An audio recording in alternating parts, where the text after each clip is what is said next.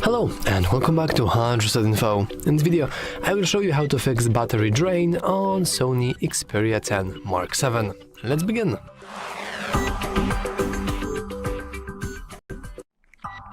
So first of all, let's simply head into the settings and let's make sure we have one setting enabled. And of course, I am talking about famous and old good stamina mode, which is basically a fancy term for power saving mode. We can enter it, and now we can see a few different options. But before we start tackling with any of those options, the most important thing is here the text at the bottom, which reads that stamina mode turns off or restricts background activity, some visual effects and other high power features to extend the battery life. So if you have problem with your battery drain, meaning that your battery drain is too fast, enabling the stamina mode will help you extend the battery life, so it just doesn't drain as fast. So as you can see, we have different levels as well. For example, we have the stamina level, and here we have two options. First of all, we have the balance power saving, and here there are a couple of things like internet calling and music streaming may be unavailable and apps may not be out of sync. Dark theme cannot be turned off and screen brightness is slightly restricted. And as you can see here, we have nicer information about what exactly is restricted. The most important thing here is probably the location, which is automatically turned off when the screen is off, which isn't as bad, but if you're really reliant on this type of things, like if you really enjoy Google Maps or whatever, then this may be an issue. And we also have the other mode, which is battery time preferred. And now, device performance for general usage such as scrolling is restricted. Internet calling and music streaming may be unavailable and apps may not be out of sync. Then dark theme cannot be turned off and the screen brightness is also restricted. So basically this is somewhat similar, and on the first glance it's really hard to notice the differences.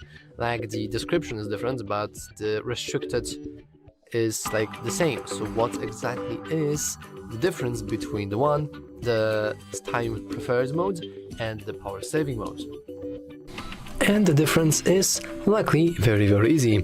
The battery time preferred is basically more extreme but better for a long standby, while the balanced power saving here is more moderate and it will fit everyday usage quietly better.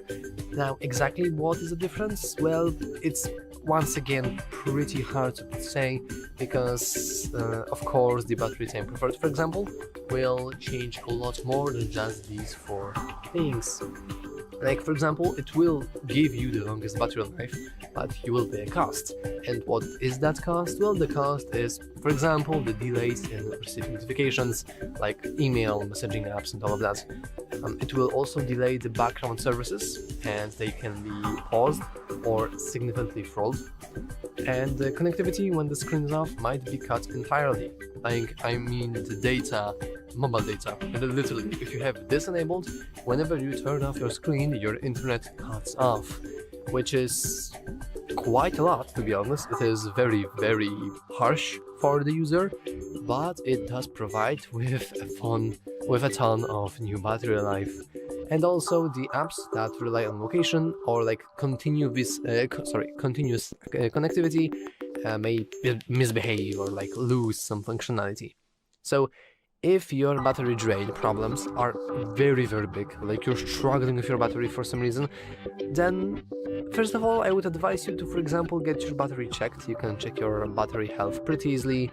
Like you can go into Play Store and install applications like the battery health here, and as you can see there are plenty of different applications. I think that this one is probably the best, at least it has the biggest downloads, the biggest reviews, and in here you will see how much battery health do you have, the temperature and all of that info that isn't really normally available to you. And if the issues with your battery are very big, well, then you probably want to have your battery checked. If you still have the warranty, you can probably exchange your phone from some other model and all of that. However, if you have this phone for quite a long time now and your battery is dead, basically, having the battery type preferred setting turned on will help you tremendously. However, if you don't want to lose almost all functionality for your device, the balanced power saving is nice middle ground between the extreme power saving mode and no saving battery at all. I think that's about it. And of course, we can also, for example, set the schedule, so we can go into and set it as based on percentage. As you can see, we have some information. But now, if we set it to, for example, 40%, then this means that our stamina mode will automatically enable itself whenever our battery drops below 40%, which is very good because normally, let's be honest, you don't really remember to manually enable power saving modes, and using that you can do that automatically. And also, this doesn't really mean that the stamina mode will disable itself after you plug in your charger, and then the percentage will go up after the 40%. Instead, you have this setting here, which is turned off at 90%, which is by default enabled. So the stamina mode will only turn off when the battery reaches 90%. Sadly, we can't really change the values here, we can only disable or enable this feature, but still I think it's pretty nice. And of course, if you want, you can always manually enable this, and as you can see, we currently have the dark mode and all other restrictions in order to save our battery, and we also have different color for the battery icon in the notifications panel. Also, if I remember correctly, we should be able to also enable it right here. So you don't really have to go into the settings, you can just go into your control center here and change it and enable the stamina mode through here. And to be honest, that's almost all for this video. However, of course, the stamina mode isn't the only thing you could do. I want to quickly show you that you can also just simply go to the settings. Let us go into the apps, which should be... oh, I missed it, right here. Let's see all our apps, and let's say we have some applications that are very power hungry. The social media apps usually count towards it. So for example, we have this Facebook here, and now we have app battery usage, and now we can also just disable the allow background usage if you want to manually disable some nasty applications. Once again, like Facebook, TikTok, Instagram, almost every social media application will try to waste as much battery as possible because they want and they need access to the internet. They need that access to the internet so they can update their feed and send you some new notifications and all of that. And if you don't want to use this, you don't want to have those notifications, you don't want your social media apps to eat all your battery, but you don't want to uninstall them because that would be the equivalent of living under the rock nowadays, you can simply disallow the background usage and you should be good to go. And also, once again, you can pair this with the stamina mode and the battery drain will probably disappear in no time. Anyway, that's all for this video. If you found it useful, make sure to leave a like, subscribe, and as always, thanks for watching. See you next time. Hello and welcome back to HardReset.Info. In this video, I will show you how to fix screen flickering on Sony Xperia 10-7. Let's begin!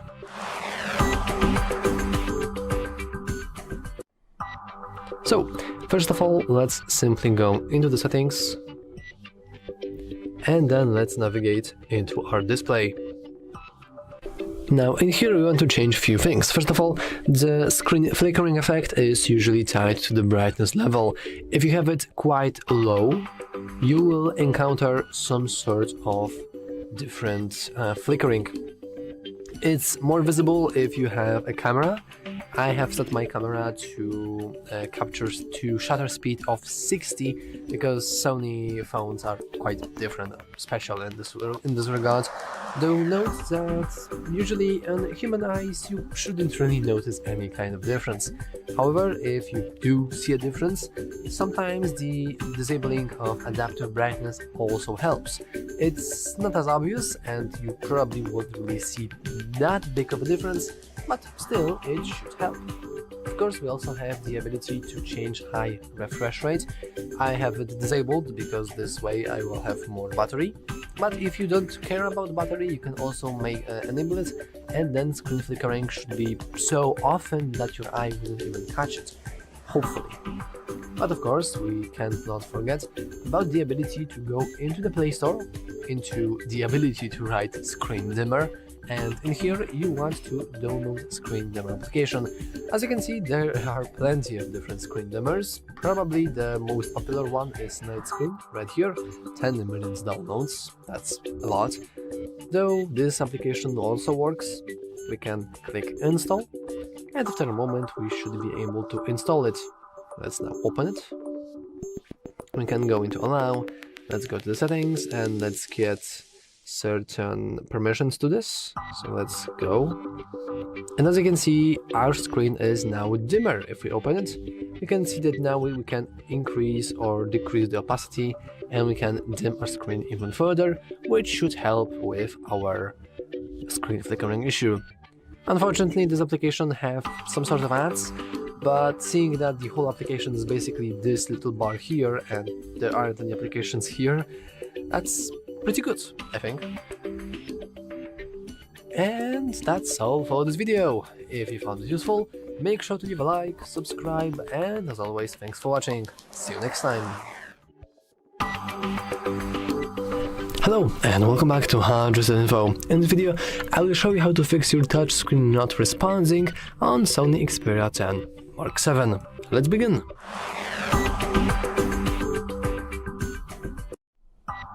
Luckily for you, it's incredibly straightforward. Now let's pretend that my screen froze and I can't really move anything on my screen, meaning that it's not responsive, meaning that it's frozen. It happens, it's completely normal. We want to fix that using soft reset, and we can perform a soft reset by just rebooting our device. This is what soft reset is. So in order to do that, we want to find the power button, which is this dark button in here, and now we want to press and hold it. You should see something like this. You want to ignore it and you want to keep pressing, because of course our touchscreen is not responsive anyways. And you want to keep pressing. However, you will notice that nothing really is happening. Well, that's also completely normal. So let's actually try to do a shortcut. So let's try to start pressing and holding the power button and volume down button. Now you will do a screenshot, but if I remember correctly, that's fine. You want to keep pressing the power button and the volume down button.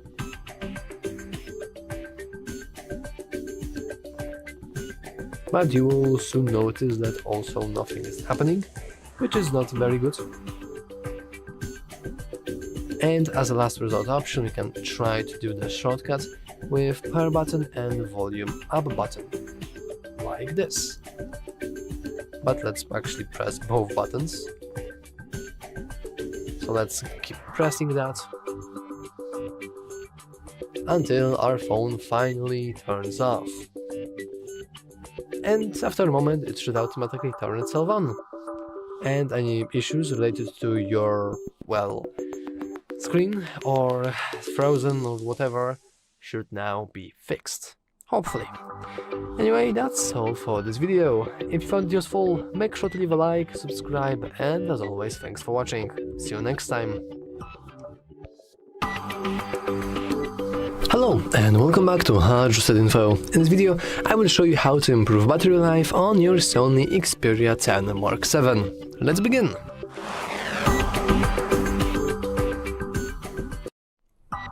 So, improving the battery life overall is surprisingly very simple, because you have to understand one major fact.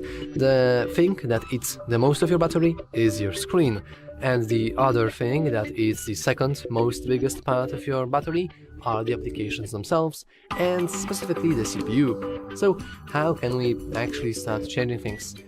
Well, technically, I could just start talking about, well, you want to go into settings, you want to go into your display, and basically you want to change few things. And I will do this, but there's actually a better way that I will show you in a moment. But let's get a quick rundown on what we want to change in our display settings to extend our battery life like as much as possible. First of all, we have high refresh rate currently being set to 100. Well, actually now it's set to 100. So I don't really think that we need to explain that we want to disable this, and even the setting itself says that turning this on will increase the battery consumption. So naturally turning this off will decrease the battery consumption. Let's go further. Also we have image quality settings, and we have this recommended, which will change the quality of our photos, and from my experience it doesn't really change the battery too much, so if you want to, you can change these settings, but they are not really necessary for the purpose of this tutorial.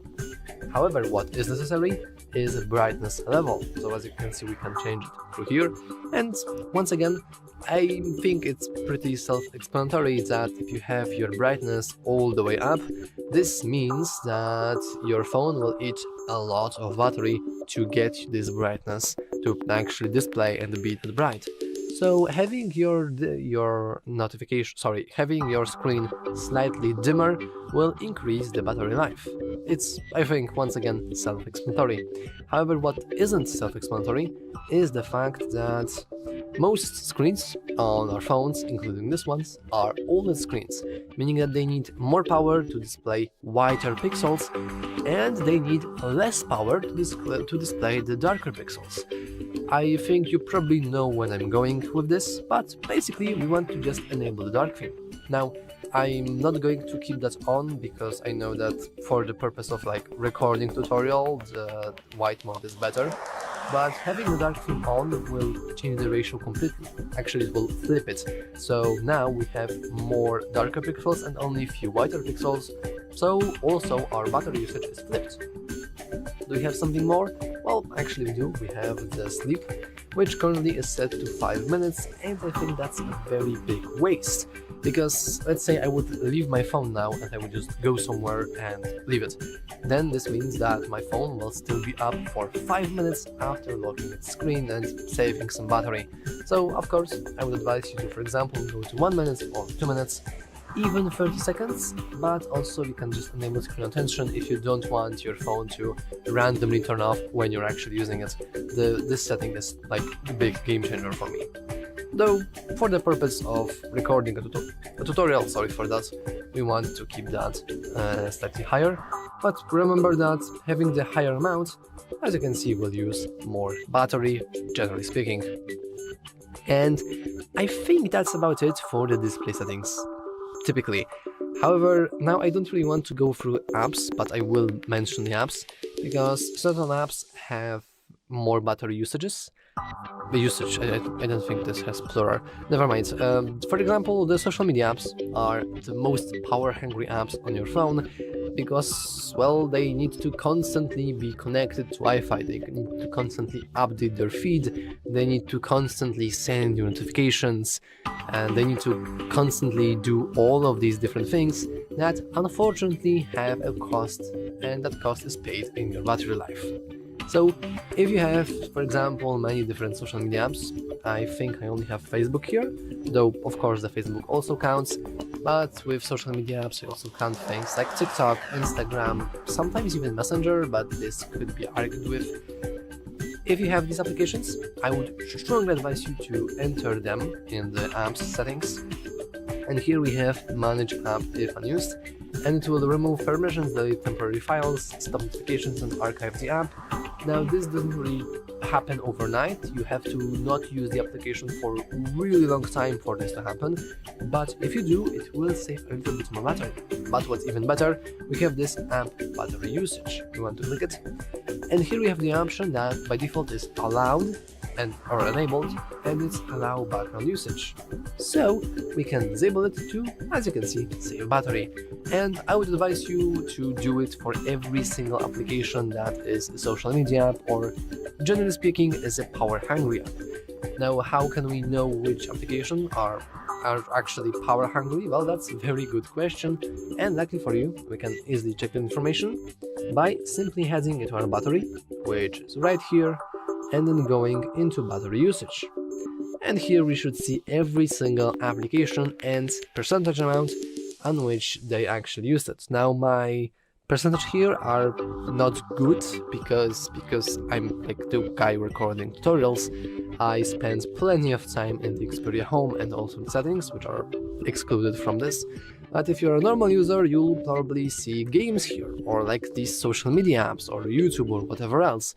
And then you want to go into that application and restrict the background time. Sorry, the allow background usage, which you can do also through the setting. Okay, so now I've mentioned almost everything that is not power saving mode. Now, okay, technically this Xperia's phones don't really have the power saving mode. Instead they have something called stamina mode, and oh, I think this is turned off by default. So the stamina mode is a fancier word for power saving mode, and it actually comes in two different modes or levels.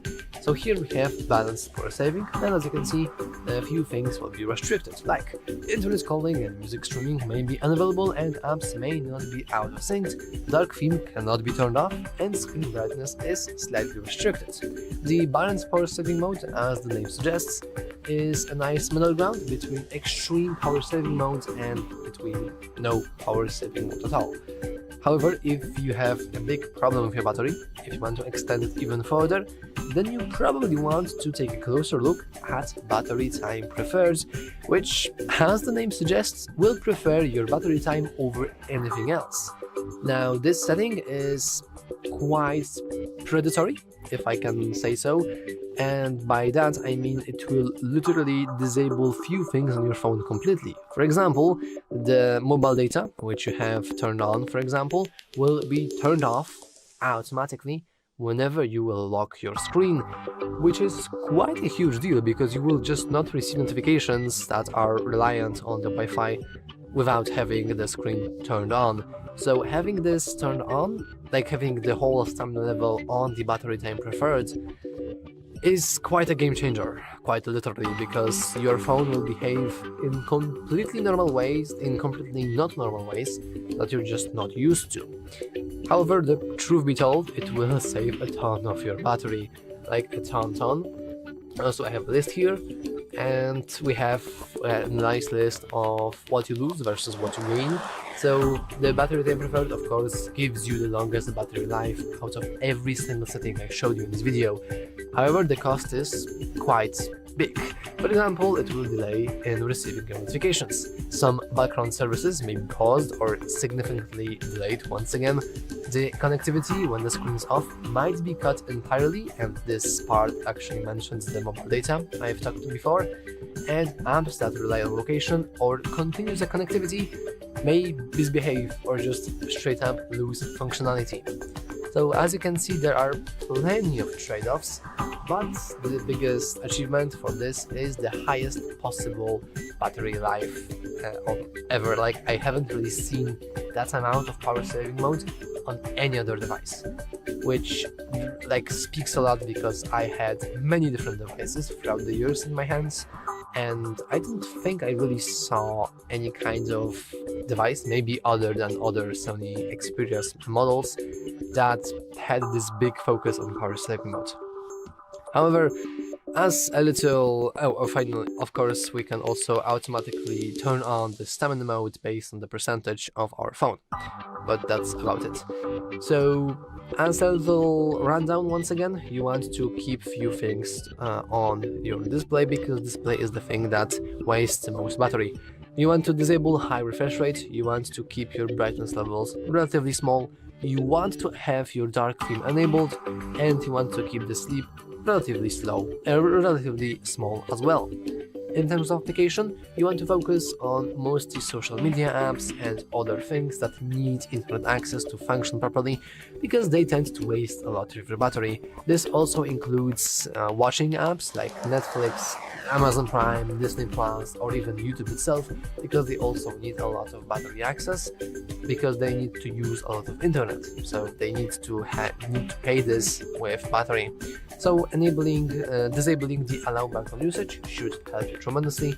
And finally, we have the stamina mode, which you can automatically enable when your battery drops below a certain threshold, or you can manually enable it through your through your controller center. And that's all for this video. If you have more tips and tricks for extending the battery life, make sure to share them down in the comments below. But anyway, that's all for this video. If you found it useful, make sure to leave a like, subscribe, and as always, thanks for watching. See you next time. Hello and welcome back to HardReset.Info. In this video, I will show you how to fix your Bluetooth not connecting to Sony Xperia 10 Mark VII. Let's begin.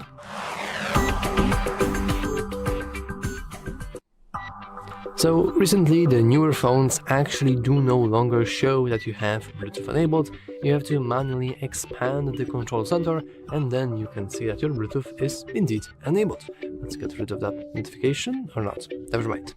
So now we want to simply press and hold onto the Bluetooth and we can see our device connections. So as you can see, I have my saved devices, and these are two Tozo crystal pods, which are just very simple headphones. Well, actually they're not headphones, they're this earbuds nowadays. They are very popular, and you could say that, hey, actually it's not working, my Bluetooth isn't connecting. Well, this is because the earbuds are working slightly different. I have to manually put them out, so I will just take one earbud out. You will notice the little LEDs flashing, and now we want to give it a moment, and as you can see, if you have this paired to your device, then actually this works. But of course it won't work for everyone, and also there are plenty of different Bluetooth devices, so let's actually start fixing that. First of all, let's simply let's just reboot the Bluetooth, and we can do that by just disabling the Bluetooth. Now you want to give it a couple of moments, like maybe 30 seconds, maybe like 10 seconds, maybe 1 minute. It's completely up to you, but from my experience I know it doesn't really have to be that long. And then you want to enable it back. Now this will simply reboot the module inside your phone that's responsible for Bluetooth, and as you can see it did work for me. But of course there is a way and there is a world in which some of you won't really have your device paired. Now, how you pair a device is of course device specific. It's hard to predict how exactly you want to pair, but most of the Bluetooth devices follow the very simple rule. If you have a power button, then this means that you want to press and hold it for about 5 seconds, maybe 10, until some sort of LED will start flashing, and then you have put your device in the pairing mode. My earbuds here are slightly different. When you are not paired, they will start automatically pairing with everything in area. As you can see, they don't really have any kind of button, they only have one button here, and it's not really a button, it's for tapping and like changing the volume and all of that. So let's, for example, reboot them, let's remove them from our device, and let's try to pair them again. And in order to pair them again, as you can see, we have this typical LEDs. We can just go to pair new device, and as you can see, they are already here. So yeah, we can now click, and we should be able to connect. Let's go to pair, and we have successfully connected. The unpairing and repairing your device with your headphones or earbuds or whatever else will also help tremendously. But of course, if it's not helping, then there's a start of playing a diagnostic. What do I mean by this? Well, you don't really know what's wrong. Either it's the Bluetooth in your device or it's the Bluetooth device itself. So you can, for example, borrow your friend's phone, or like family member's phone, or roommate phone, or whatever. And after you have it, you want to try to connect your Bluetooth device to their phone. If it works, then this means that your device, in our case it's Sony Xperia, doesn't work, or at least its Bluetooth doesn't work. However, if you try to connect your Bluetooth device to your friend's phone and it doesn't work, then this means that your phone is completely fine, and it's the device that you want to connect to that is actually at fault here. And with that simple diagnostic tests out of the way, we now know what's wrong, and we can, for example, check our warranty and maybe return our Bluetooth device, or return our phone, or do whatever else. But generally speaking, these are the ways that you can fix your Bluetooth while connecting. Just reboot it, unpair and repair your device if needed, and if it's still not working, play a diagnostic game. And that's all for this video. If you found it useful, make sure to leave a like, subscribe, and as always, thanks for watching. See you next time. Hello, and welcome back to HardReset.Info.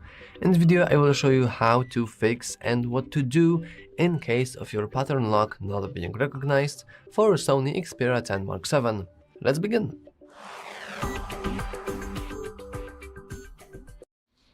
So, unfortunately, there is only one thing you can do here, and it is to perform a factory reset, because let's face it, you just forgotten your password, you've forgotten your screen lock pattern. It's not like you can fix it, you can either just remember it and input it, and probably change it to something you can remember, or once again, you can perform a factory reset. Now, before I can actually show you how to do it, I must warn you that performing a factory reset will remove everything from your phone. Sure, this does include your passwords that you don't remember, but this also includes your, I don't know, photos, videos, images, your apps, your contacts, your messages, your music. Everything will be completely wiped out. So be very, very careful. Unless you have it backed up, then you shouldn't worry. But if you do not have your backup, well, I hope you will learn your life lesson. Anyway, let's start by simply getting into the recovery mode. If you want to learn more, you can always watch my tutorial on how to get into recovery mode, but basically you want to start pressing and holding the power button and volume up button, and whenever the screen goes black, you want to switch to pressing power button and volume down button instead. So let's do it. Let's start pressing and holding power button and volume up button. Let's keep pressing. And when screen goes to black, you want to release and then start pressing and holding the power button and volume down button. And now, whenever we see the Sony logo, we should be able to just freely release our fingers. And as you can see, we can now have the Android recovery mode in front of us. Now, you want to navigate into wipe data / factory reset by clicking the down volume button. You want to confirm by pressing the power button. As you can see, we also have this final warning, and we also have additional warning that if our phone is reset, we'll have to enter the Google account information that was associated with this phone to be able to use it again. Otherwise, it will just lock itself. This is just to prevent thieves and bulgari in the Android world. So we can navigate down, and we can just go into factory data reset. As you can see, we now have this information at the bottom that data wipe is complete, and we can just reboot system now by pressing the power button. And after a moment, we should see the welcome screen for the setup for our Sony Xperia 10 Mark VII. As you can see, after some time we should see this loading screen, and after this loading screen is done, we should see a bright and beautiful setup screen, just like this one. And as you can see, we can now change the language, we can go into emergency, or we can just get started and continue with the setup. But I'm not going to do that in this video, because I don't want this video to be way too long, and after all, it's not really related to lock screen. So if you want to know how to actually go through the process of setting up the phone, you can always watch our tutorial for that topic on our channel right here. Anyway, that's all for this video. If you found it useful, make sure to leave a like, subscribe, and as always, thanks for watching. See you next time. Hello, and welcome back to HardReset.Info. In this video, I want to show you how to fix no sound during calls on Sony Xperia 10 Mark VII. Let's begin!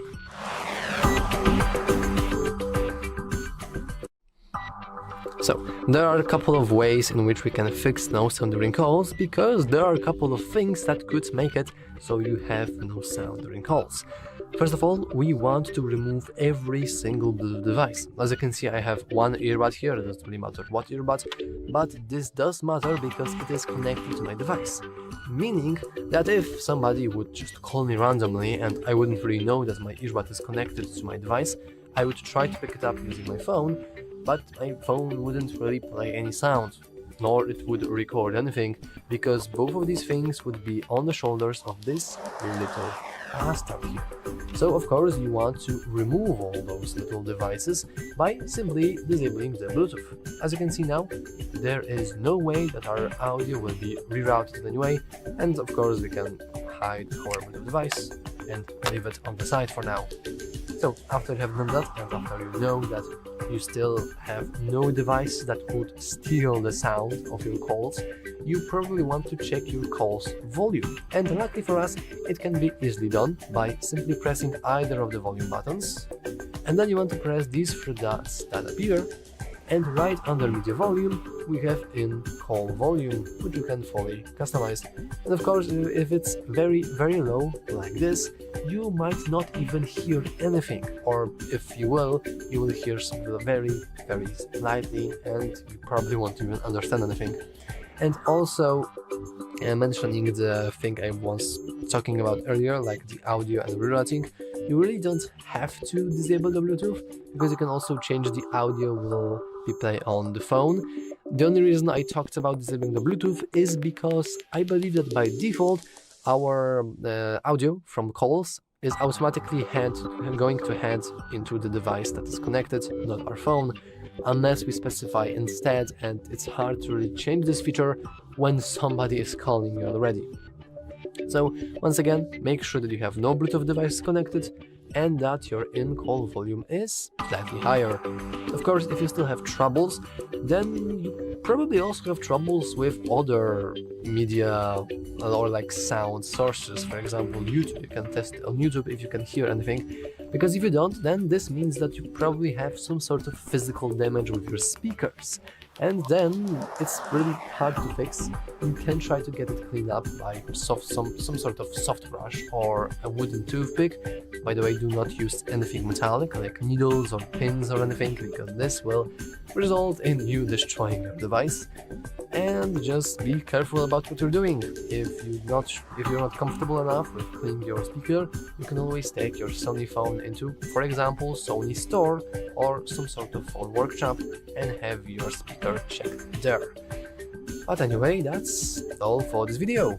If you found it useful, make sure to leave a like, subscribe, and as always, thanks for watching. See you next time. Hello and welcome back to HardReset.Info. In this video, I will show you how you can install WhatsApp without Play Store on Sony Xperia 10 Mark VII. Let's begin.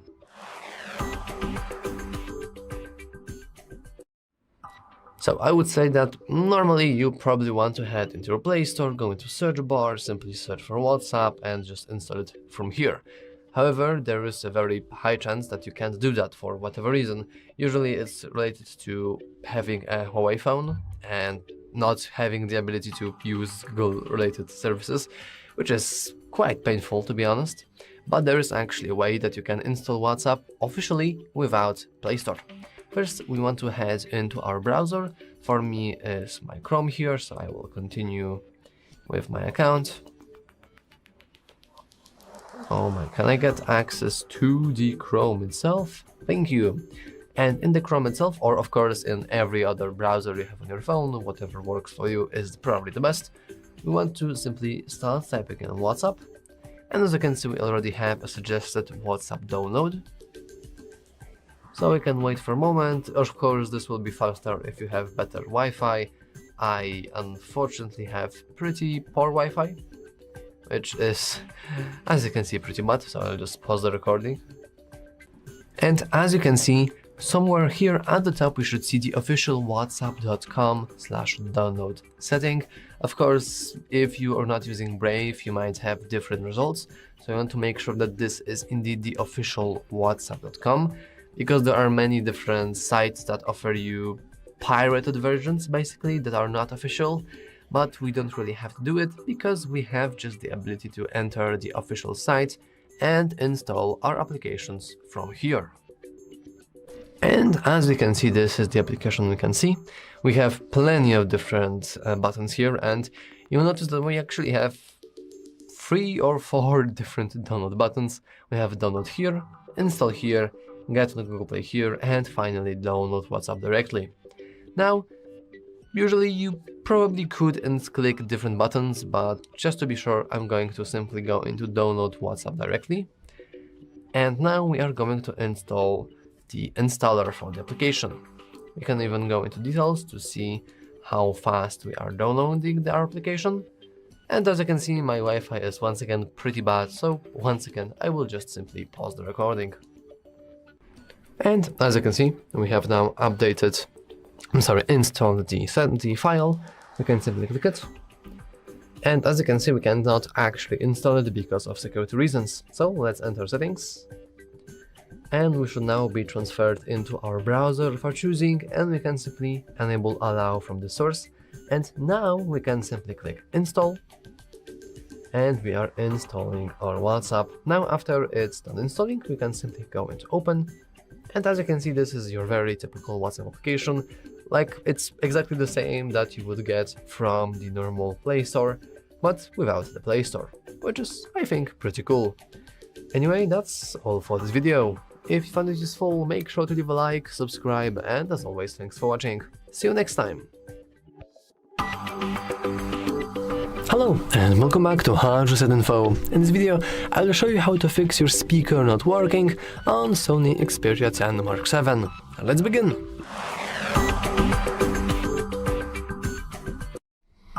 So, as always, there are a couple of things that could have went wrong that would result in your speaker not work.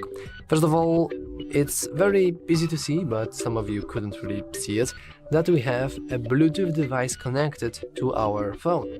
So if we have any kind of Bluetooth device, no matter if it's like headphones or earbuds or whatever, by default the device is going to receive the audio and it will play it, resulting in your speakers being essentially useless. And as you can see, I have one earbud currently out of the box,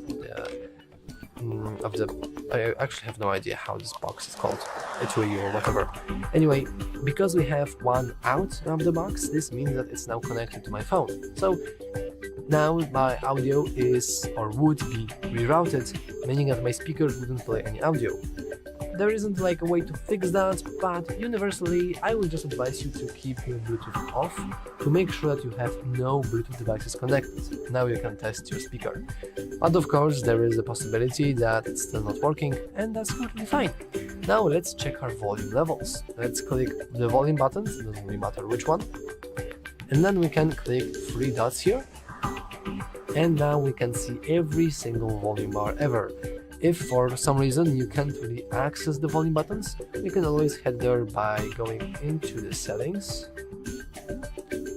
And then we want to go into sound and vibration, and in here we can see the same things. As you can see, we technically have the ability to select what audio will be played on, so we can have connected Bluetooth device while using our speakers, but by default they automatically switch to the Bluetooth device, and I know very little amount of people who will actually manually try to change this. So disabling the Bluetooth is just easier. And now, if you have troubles with your speakers, you basically want to make sure that your media volume is high enough. Of course, now it's very loud, but if you have it set to something like this, then you will hear no audio, meaning that your speaker will kind of stop working. Kind of. It's just you don't really have any media volume. And as you can see, the moment you actually start bumping this up, you should start hearing sounds. However, if the sounds are muffled or if you hear them very badly, then you probably want to clear your speaker board. Now, I would advise you to use like soft toothbrush, maybe wooden toothpick at best. But please, for the love of God, do not use anything metallic, so no needles, no pins, no whatever, because if you try to use these tools to clean the speakers, chances are you will probably do more harm than good, let's be honest here. So let's only stick with toothbrushes, maybe wooden toothpicks, and nothing else.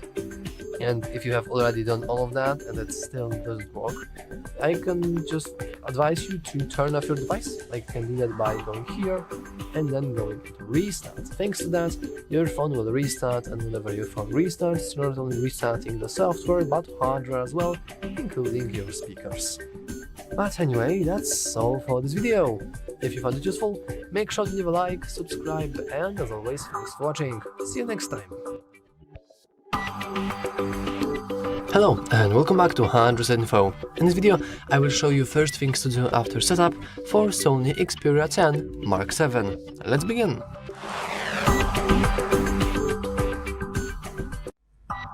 So, this Sony 10 here is freshly after hard reset, and basically nothing here is stopped.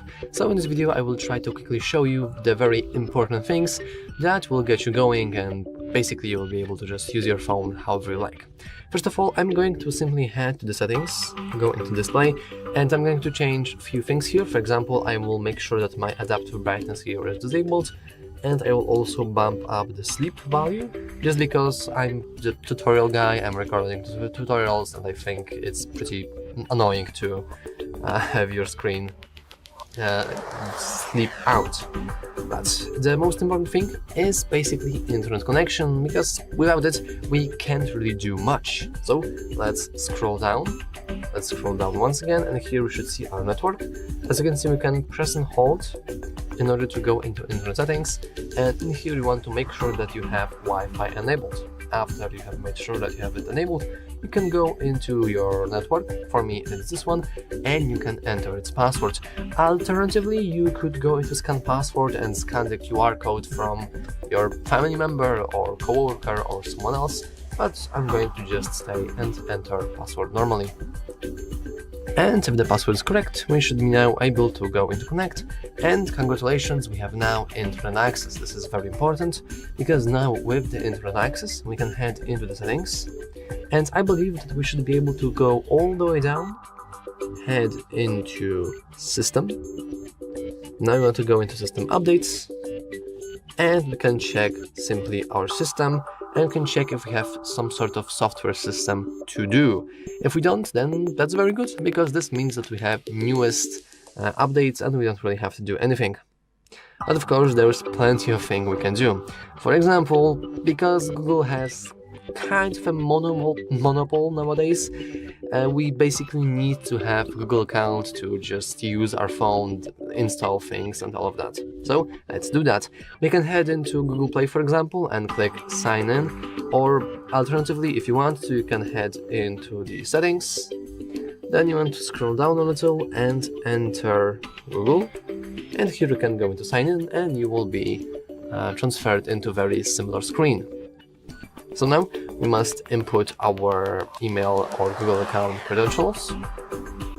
And as a little fun fact, you don't really have to manually type in @gmail.com, because only the first half of your Gmail will do just fine, and I think that's very cool. And after a moment, we should be able to input the password to our account like this. And after we have inputted our password, we can simply go into next. And now we can choose who will be using this device. Usually you probably want to choose I will be using this device. You only want to choose the second option if you want to start setting up your parental controls, but I'm just not going to bother with that. So let's go into next. And now we have to agree to terms of service of Google and Google Play and the privacy policy of Google. So let's go into I agree. And I believe that after we hit I agree, we should be able to use our device in a moment or 2 moments. Oh no, we also have the ability to enable the backup. Now, backup is very important, and I would strongly advise you to back it up, or just back up your phone, because it's very convenient. Not only you have the ability to fully see your photos from your phone in your computer by just logging into the same Google account, but also in case of losing your phone or just randomly, I don't know, getting stolen from somebody or whatever, you still have the ability to just fully use it as you fully have its data. So I will go into turn on backup, and finally that's all. We now have a successful Google update. Google account. But speaking of Google update, we can now go into the Play Store. And now we also have to do a couple of things here, but most importantly, we want to go to get started. You probably want to go into skip because this is typical bloatware. However, some of it is kind of useful. For example, if we uncheck everything, we can start checking things that we're actually going to use. So, for example, I will go into our WhatsApp Messenger here. I will also enable Google Wallet, Google Drive, and Google Home. Google Keep is pretty useful, but I know many people don't actually use it. If you're not a Spotify fan, you can also enable the YouTube Music. And finally, I will go into ChatGPT and Voice Recorder, because it's quite interesting that by default you do not really have an application for recording your voice, which is very, very odd. So let's go into install, and now we want to verify our purchase instantly. You can either choose to use biometrics or use passwords. If you're going to use passwords, you will use your Google account's password. So let's simply input our password once again. And after you have input your password, you can hit done. Oh, actually I must misclicked something. Never mind. Yeah, you want to be very careful because you don't really have an option to see your password, so okay, after carefully spelling it out, it's okay. So now we can go into know things, and I'm not going to bother with, hey, now you have the ability to go into search bar and you can search for whatever application you want and you can install it. Instead, I will show you something very interesting. You can go into your account here, then you can go into My Apps and Games, and finally we can go into Updates Available. And in here, we can see every single application on our device that has currently an update pending. Now, if you want to, you can go into Update All and you will have every single app updated, but you will notice that there are many different applications that we didn't actually, set up. For example, we have this weird LinkedIn here, we have also like live transcribe notifications. We didn't really install anything here. Now, luckily, it's not as bad as on other phones because I've been recently recording Redmi, and trust me, the amount of garbage you have installed is incredible. So instead, let's head into our settings. Now, go into apps. You can go into default apps, but we want to go into see all 47 apps, or of course, you can have a different number of applications. And now we can choose to, for example, remove certain applications. Technically, you don't really have to do it because if your phone is freshly after setup or after hard reset, you should have plenty of space to go around. However, having bloatware is very, very annoying. So let's, for example, try to remove that LinkedIn. And you can see that actually we can't. There is no way for you to disable LinkedIn completely. But for example, we can uninstall this. Nope, we cannot. Luckily for you, we can still disable it, so we won't be able to use it, but it also won't be able to, for example, waste our RAM or other resources on our device. Luckily. Hopefully. So, with that out of the way, with the ability that you can just remove bloatware from your device, which is pretty cool, you can head into other different things. For example, if you have your wallet installed, I would really advise you to go into Google Wallet and just set it up. You can do that by going into here and just clicking Add to Wallet, and you probably want to go into Payment Card. Now, I'm not going to do that because I will just sell my information, and I don't really like selling my information for obvious reasons, of course. But we can go into we can just leave it, and we can go into Payment Card, and here we have the ability to go into something that you might have already connected to your Google device, or you can go into New Credit Card, and here I think you can enter credentials, or you can just scan your card and do a photo and you should be good to go. It's very useful, especially if you're like paying with phone, and I think it's essential for nowadays usage of your devices. And finally, as a little fun fact or a little funny thing, you can just change your wallpaper, because personally I think the default one is very ugly. So that you can press and hold onto the home screen, then go and click wallpaper and style. And now we can go into change wallpaper. Here we have different photos, but actually not really. And here we have something built in. So I will choose, well, actually there's weird things to choose, but I will choose this one because it looks funny. We can also tap to edit our photo, and here we can, for example, change the position or the angle or something like that. But I'm just going to press OK. I will set as wallpaper for both lock screen and home screen. And now I have customized our phone. just a little bit. Of course, if you want to learn more about customizing your phone, you can always watch our fully customized tutorial that we have. And yeah, we should be good to go. And that's all for this video. If you found it useful, make sure to leave a like, subscribe, and as always, thanks for watching. See you next time. Hello and welcome back to HardReset.Info. In this video, I will show you how to fix fingerprint sensor not working on Sony Xperia 10 Mark VII. Let's begin.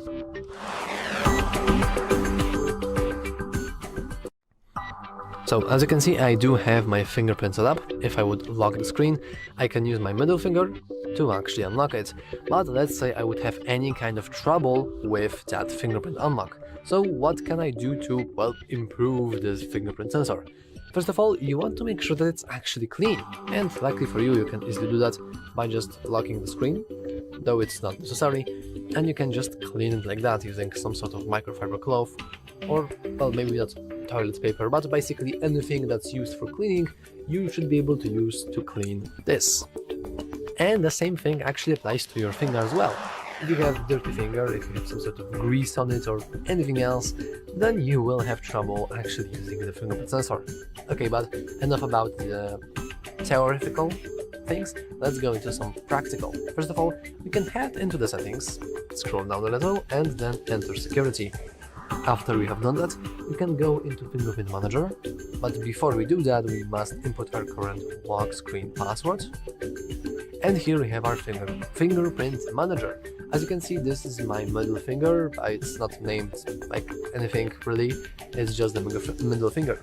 And a nice trick I've learned over the years of working here is the fact that we can just add another fingerprint, and even though I already have my middle finger registered, I can just register it again.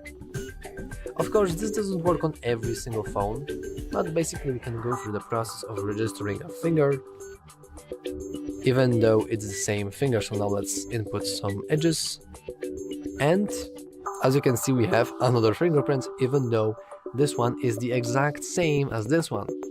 Well, maybe the image is slightly different, but it doesn't matter, because now, thanks to the image being slightly different, we should now have more sensitive ability to unlock our phone using our finger, which is pretty cool. And that's all for this video. If you found it useful, make sure to leave a like, subscribe, and as always, thanks for watching. See you next time. Hi everyone, in front of me I've got Sony Xperia 10 Mark VII, and let me share with you how to clear cache and thanks to it speed up your device.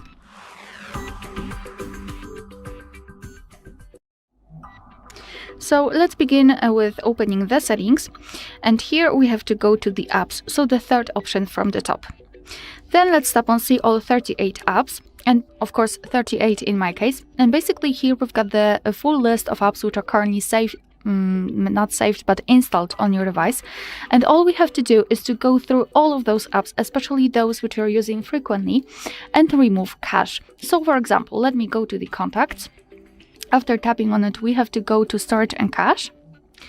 And as you can see here, we've got this cache section. Basically, cache are junk files which are saved by your device, but they are not necessary for the proper usage of the app.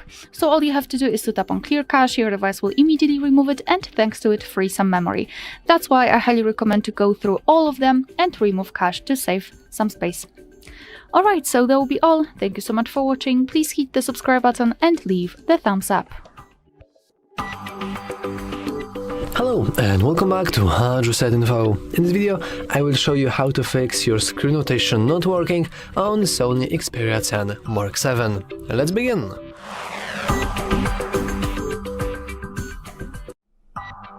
So, first of all, let's simply check our control center. You can do that by swiping from the top to the bottom twice.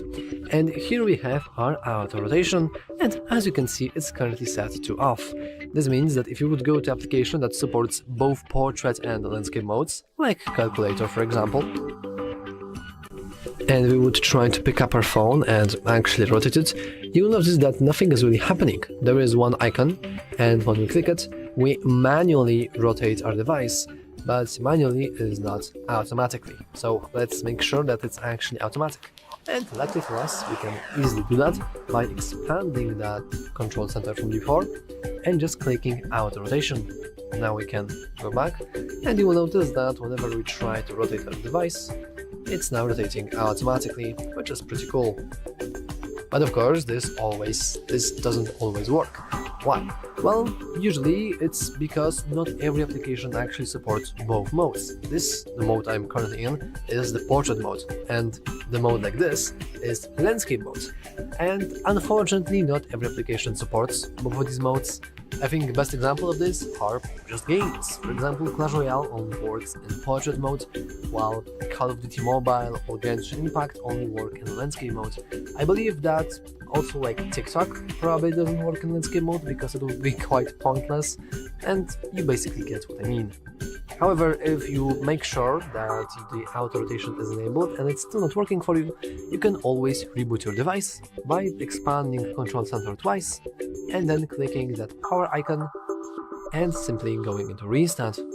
I know that this may seem kind of silly, but trust me, whenever you reboot your device, you're not only rebooting the software but hardware as well, including gyroscope, which is responsible for, you guessed it, screen rotation.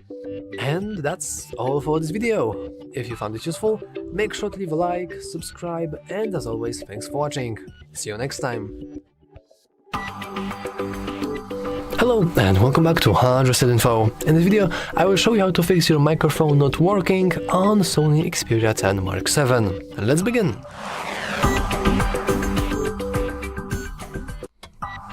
There are a couple of ways in which we can fix our microphone not working, because there are a couple of issues that could occur while you're trying to use your microphone.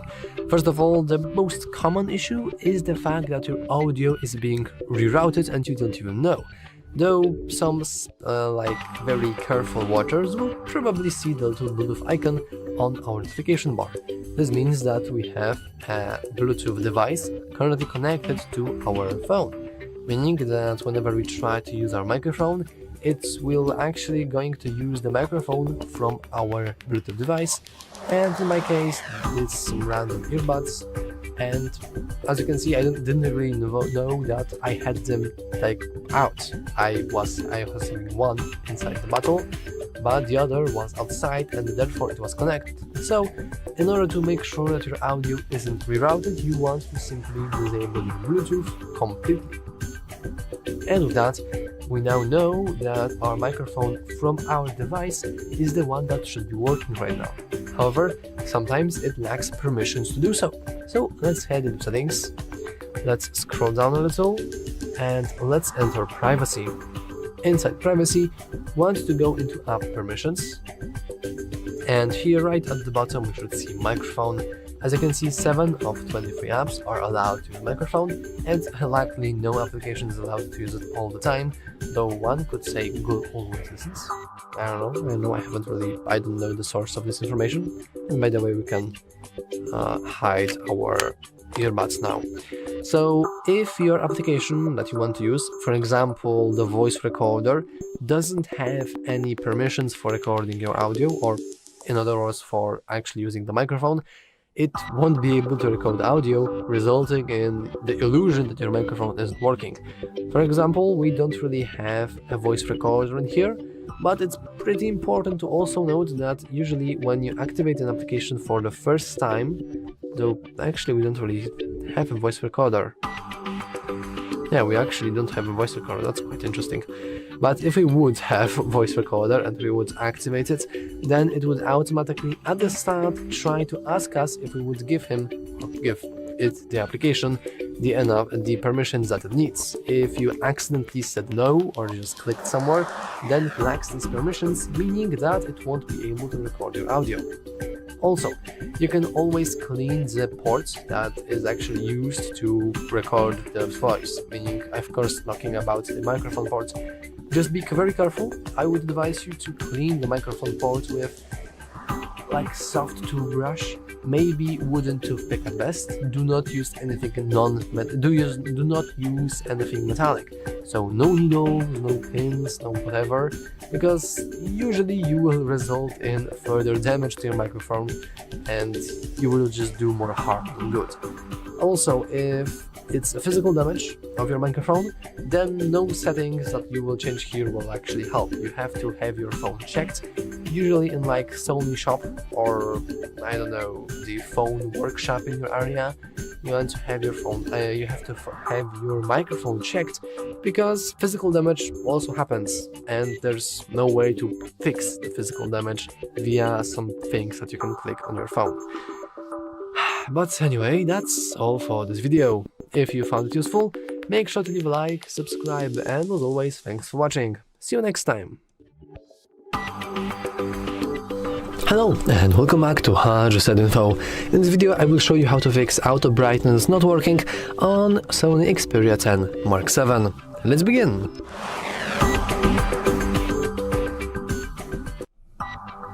So, first of all, let's simply check if we have our auto brightness enabled. We can easily do that by heading into the settings, scrolling down a little and entering display.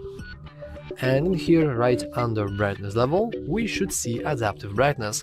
If you have this disabled, then this means that auto brightness feature will be disabled and will just no longer work. So let's make sure it's enabled. And as you can see, okay, you could probably see that, but our brightness just went up, which is quite cool.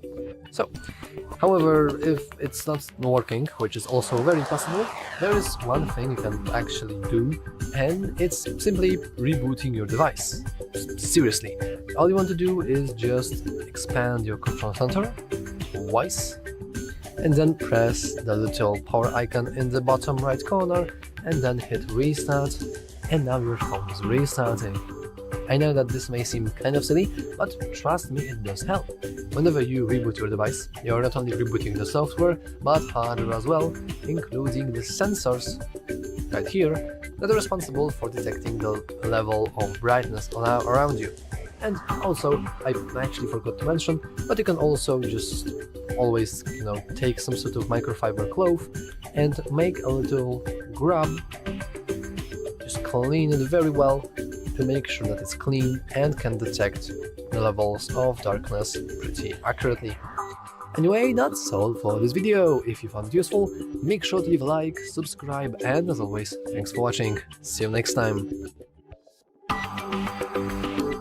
Hello and welcome back to HardReset.Info. In this video, I will show you how to fix fast charging not working on Sony Xperia 10 Mark VII. Let's begin!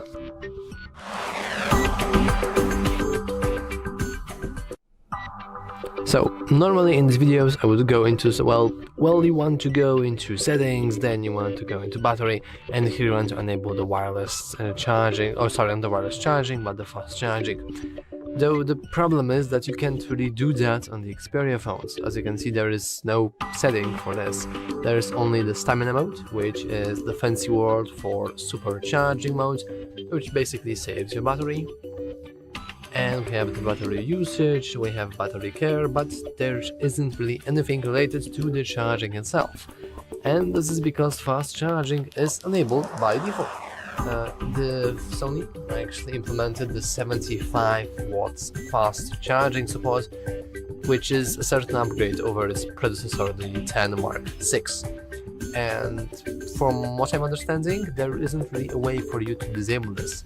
However, if you feel like your phone doesn't really support this, you probably want to make sure that you're using a legit charger, most likely from the Sony itself. If you have the Sony charger, then your life will certainly be easier. However, if once again you don't really see that the charging is really fast, like it's 75 watts, because of course on their site they say that the phone can reportedly reach out 50% charge in under 20 minutes, which is quite a lot, and many people actually found out that it's kind of a lie, and usually you don't really see that in a normal environment. So you just want to be careful about this. And still, if you're like really sure that something is wrong with your battery, then there isn't like wait for you to fix it. I would just advise you to head into some sort of Sony store, like phone workshop in your area, and get your battery checked, because maybe your battery is indeed in fault here and it's not working properly. But generally speaking, the fastest charging possible should be enabled always, at least in theory. And that's all for this video. If you found it useful, make sure to leave a like, subscribe, and as always, thanks for watching. See you next time.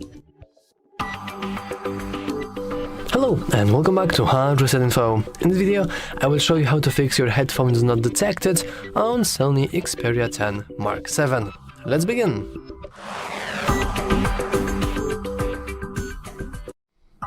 So, as you can see, my headphones are indeed connected, but let's just try to pretend they're not, and let's try to fix those issues. The very first thing you probably want to do is to just disable the Bluetooth completely, and now you want to leave it off for a couple of seconds so it can reboot freely. And after that few seconds have passed, you can just enable the Bluetooth once again, and you should be good to go. So now we have our Bluetooth device connected, but obviously this won't work for everyone. So the second easiest way to solve any kind of Bluetooth related issues is to simply repair your device. So as you can see, I have these earbuds. Of course, this is the same with your headphones or whatever. But now we want to go, by the way, if you don't know how to access these settings, you want to expand the control center and press and hold onto the Bluetooth icon. And now we want to go into the call wheel next to our device, and let's simply hit forget. Let's forget device. And now our phone will behave like it never saw our device in the first place. So now you want to put your device into pairing mode. I have earbuds here, and you will notice that these earbuds have no buttons whatsoever, meaning that if I would take even one out of the box, then it's automatically in the pairing mode because currently it's not connected to any kind of device. It's not the same case with headphones. Usually if you have a Bluetooth device with a power button on it, you probably want to press and hold that power button for 5 seconds until you will put it in the pairing mode, and only then you can hit pairing your device, and only then you will see it somewhere in here. So as you can see, because I have earbuds, they are automatically here, and I can just click pair and they are pairing. But if you have headphones, you need to manually put them into pairing mode, otherwise it just won't work. Now we want to pair with Tozo crystal pods, so let's pair. And now, after a moment, we are paired. We know that now the media volume will play via our headphones, and everything is working quite well. Of course, you might have your headphones connected, but you're not hearing any kind of audio. Don't worry, this is also a very common issue. You want to make sure that you are actually using the device. You want to press either of the volume buttons, then you want to click 3 dots here, and you want to make sure that you're indeed playing the audio on the crystal pods, not on this phone, because you have the ability to have your headphones connected and have them essentially useless because of this. So let's make sure that we are actually using our Bluetooth device. And finally, if it's still not working, even though you have tried everything, you can always reboot your device. You can do that by expanding the control center twice, and here in the bottom right corner we have the power icon. Let's simply click it, and now you can click restart in order to reboot your device. And whenever you reboot your device, you're not only rebooting the software but hardware as well, including every single Bluetooth chip that you have on your device. So if there are any further bugs or issues or whatever, then they should be gone afterwards. And that's all for this video. If you found it useful, make sure to leave a like, subscribe, and as always, thanks for watching. See you next time. Hello and welcome back to HardReset.Info. In this video, I'll be showcasing all the best and coolest AI features that can be found on Sony Xperia 10 Mark VII. And let's begin!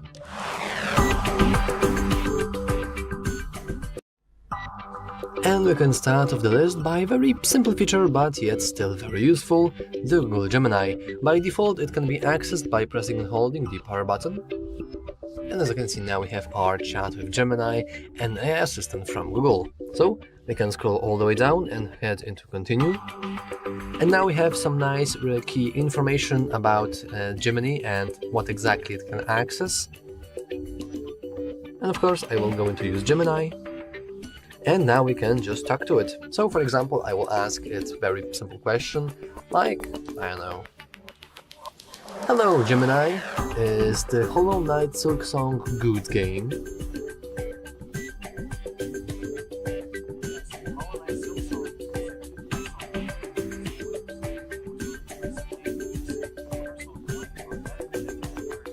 Yeah, of course, as you can see, we can even pause it. And we can even clearly hear what it wanted to say, which I think is pretty cool. So, what can we do then? Well, of course, we can also use the Gemini for other things. For example, we can maybe pause it. We can, of course, if we want to, we can just manually type in our question. And if we click the plus icon, we can go into a camera and, for example, get ourselves a nice image to prompt. So, for example, I can make a photo of my flower here. Let's go into attach. And now we can go into talk live about this. And now Gemini Live is something very, very interesting, because with that we have the ability to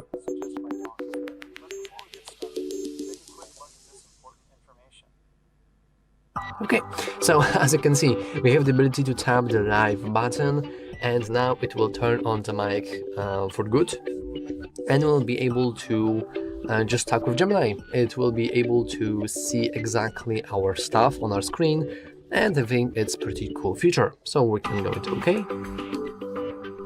And as you can see now, we should be able to just talk. Yeah, we can also bump up the volume, because I'm not sure if you guys can hear it. So now we should be able to hear our Gemini. Can you hear us, Gemini? Yes, I can hear you loud and clear. How's your day going so far? Okay, so as you can see, we can just fully talk to him if we want to. We can also just pause him, and then we can leave the Gemini. And oh, now he even analyzes our image and is asking if what plant is real or artificial, and actually it is indeed artificial. But okay, enough about the Google Gemini. We have a very dedicated video just to Google Live and Gemini Live. But did you know that we can also use a circle to search, and it actually counts as AI feature as well? We can enable the circle to search by going to the settings, scrolling all the way down, heading into system, then going into our gestures. We should go into navigation mode, and here we have circle to search. And as you can see, we can press and hold onto this little bar here. And now we can circle something that we want to search. So for example, we can go into, I don't know, Facebook here. And we have some nice AI overview about what Facebook is. Actually, we also can go into some visual matches, which I think is a very, very cool feature. But of course, that's enough about very typical settings, because let's be honest, you can find these on almost every device nowadays. But what you don't really usually see or find is by going into the video creator, you can see a nice application that I believe is very typical and very specific to Sony Xperia's phones only.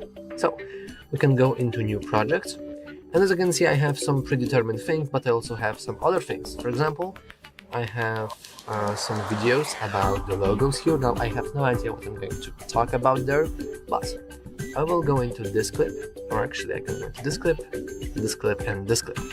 Now we can go into this auto edit button, and we can go into duration. So we can set the duration to 30 seconds, and that's pretty interesting because, well, usually our videos are actually longer than 30 seconds, which is pretty interesting. We can also go into music, and as you can see, we can select it at random, but I will just leave it as select as random, and let's see what exactly will happen. Also, I will enable auto fast forward long clips when importing to fit total duration, but also we can just disable this, and we'll see what will happen, because remember that our clips are actually longer than 30 seconds. Let's go and let's press start.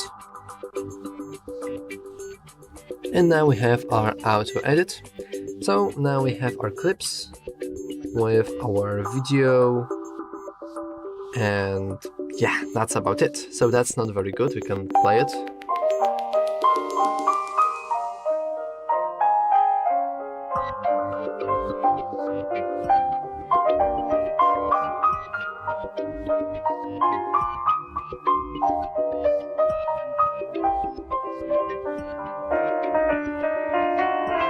Now, as you can see, I have no idea what the hell is this, so we can go into auto edit, and once again we can just go into auto editing, and maybe we'll see something different. As you can see, the photos here are quite different, and the length of the clips are different as well.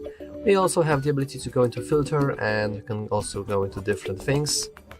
I believe that some of these are once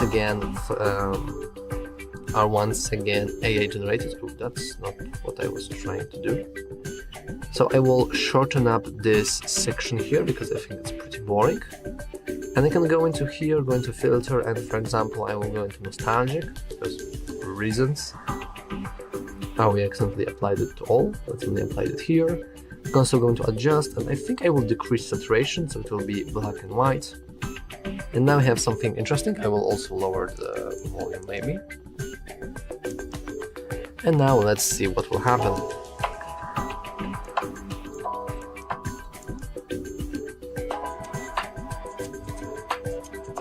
Okay.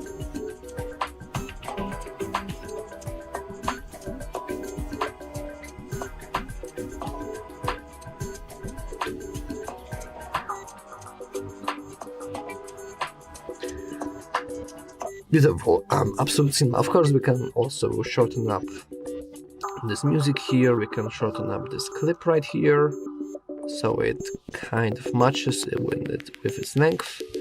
And I will just hit export, and now we have the ability to export whatever the AI is trying to achieve here. Of course, if you would provide it more clips, and especially important that you want to provide your clips with a fairly good amount of continuity, because you could notice that if we go hit done and go into new project, we can actually set up into different order. So as you can see, the order really matters.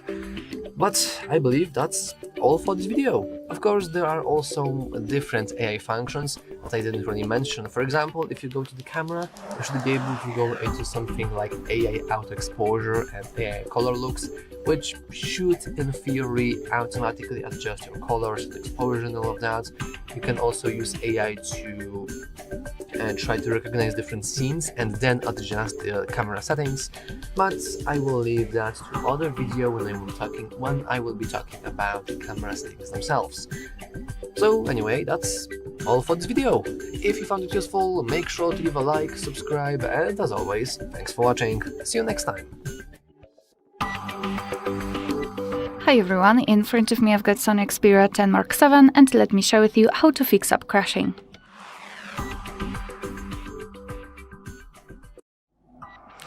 So let's begin with the easiest way to fix that. Let's open the settings, or simply find the app which causes you a lot of problems. So let's pretend in my case it is Chrome. So let's tap on it and hold it, and then go to App Info. Right here we've got this app section, and what I highly recommend to do first is to force stop. So simply tap on it and confirm it with OK. Even if it is running in the background and you cannot see it, it might interfere, so your device will forcefully stop it. Then let's go to storage and cache. And here we've got the cache section. Basically, cache are junk files which are saved by your device, but they are not necessary for the proper usage. Actually, in fact, they can interfere and cause some problems. So let's simply tap on Clear Cache. And now you can try to open the Chrome or any other app, of course. If that didn't work, I highly recommend to redo everything. So again, force stop and clear cache if it is possible, and then soft reset or actually power off and then power on your device again. All you have to do is to press the power button and the volume up button together once, something like that, and then tap on power off or restart. It's completely up to you. This operation will kind of confirm all of these changes.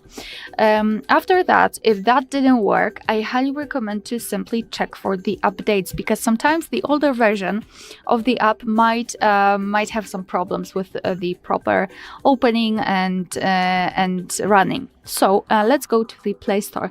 First of all, make sure that you've got the internet connection because it is required. And secondly, make sure that you are logged into your Google account. You can check our tutorial of how to add or remove a Google account in this specific device if you don't want to do it on your own. After logging, simply go to the Play Store. Of course, you can do it right here. And now simply you can either enter your account and try to find the update, or simply tap on Search. Tap on this Apps and Games search bar and enter the app, the name of the app which you'd like to update. Find it and your device will obviously show it to you, show that it is installed, etc. If you can update it, just tap on Update. Your device will update the app, so download the newest version and save it over the older one. And sometimes it won't work. Because sometimes overwriting the newer version might cause some problems. In that kind of case, I highly recommend getting back to this section. After updating, instead of update option, you will have the option uninstall. And simply tap on uninstall the app, no worries. And after that, try to install it again. You can try to force restart your device between the specific actions. And sometimes downloading the newest version directly will be better rather than the updating. And the last thing which you can try to check is your system update, because sometimes the older systems also can have some problems with newer apps. So let's go to the settings. Here we have to scroll down to the very, very bottom to find the system, and here go to system updates. Now let's go to system. And here your device will check for any kind of update. Be aware, because you need the internet connection to do that. And after it will show you the information. Here we've got the first scenario. So my device is already updated, but you can also meet the information that there is update pending and that you can download the update. So I highly recommend to do that. Alright, so that will be all. Thank you so much for watching. Please hit the subscribe button and leave the thumbs up. Hi everyone, in front of me I've got Sony Xperia 10 Mark VII, and let me share with you how to clear the storage, free up the storage actually, without the need to remove the apps.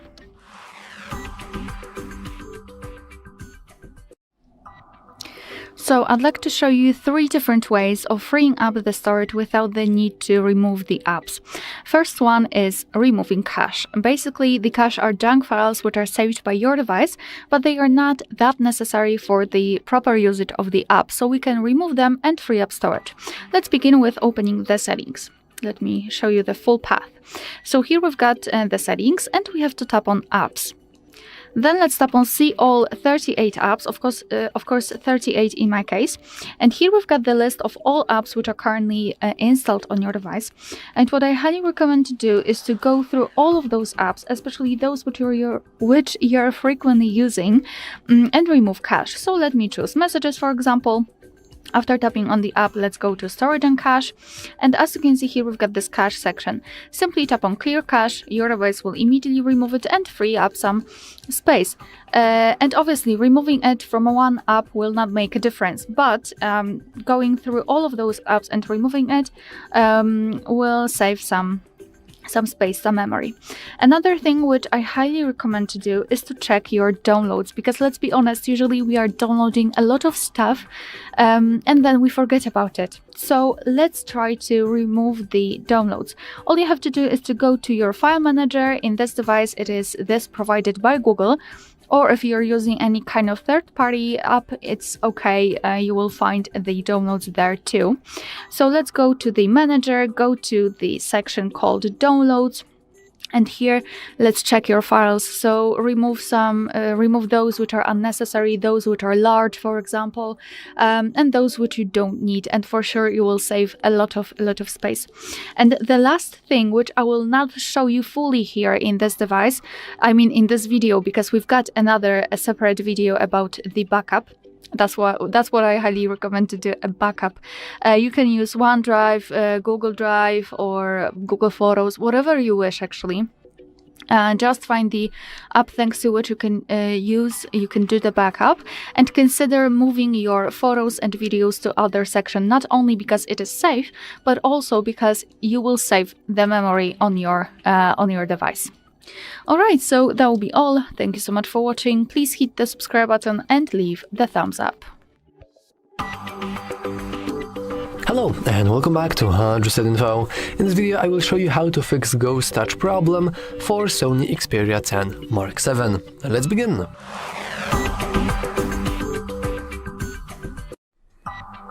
So, first of all, the Ghost Touch problem refers to the problem in which we can touch our screen, and yet our screen registers multiple touches, almost like a ghost is touching our screen. Ooh. Basically, this is the name of the achievement, the issue. So how can we possibly fix this? Well, there isn't much software-related things I can show you. The only thing I can think of is if we go to the settings, and then if we head into display, right at the bottom we have prevent accidental operations with screen off. Technically, if you have this enabled, you shouldn't have an issue with any of that, hopefully, surely, but most issues with Ghost Touch problems are actually resolved when you fix the touch protector or just screen protector. If you have it installed wrongly, or it's not a legit screen protector, then you have troubles because, well, you have a wrong screen protector. Especially if it's cheap or very poor made, you might have troubles. Though I've heard people who have troubles with their touch screen not being responsive at all, or some people actually have too responsive touch screen, which is quite interesting. But basically, you want to remove your screen protector, make sure it's cleaned up. Oh, sorry for my hair. You can use some sort of microfiber cloth like this, so you can remove the screen protector, clean your device, then try to install it once again, and once again make sure that it's legit. And that's all for this video. If you found it useful, make sure to leave a like, subscribe, and as always, thanks for watching. See you next time. Hello and welcome back to HardReset.Info. In the video I will show you how to fix your Wi-Fi not working on Sony Xperia 10 Mark VII. Let's begin!